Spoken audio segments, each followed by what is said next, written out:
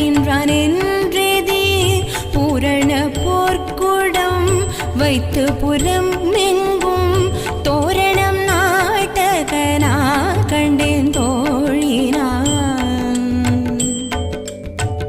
நாளை வதூவை மணம் என்று நாளிட்டு ஆளை கமைந்து பரிசுடை பந்தற்கீழ் கோளரி மாதவன் கோவிந்தனின் மால்வோர் காளை புகுத கனா கண்டேன் தோ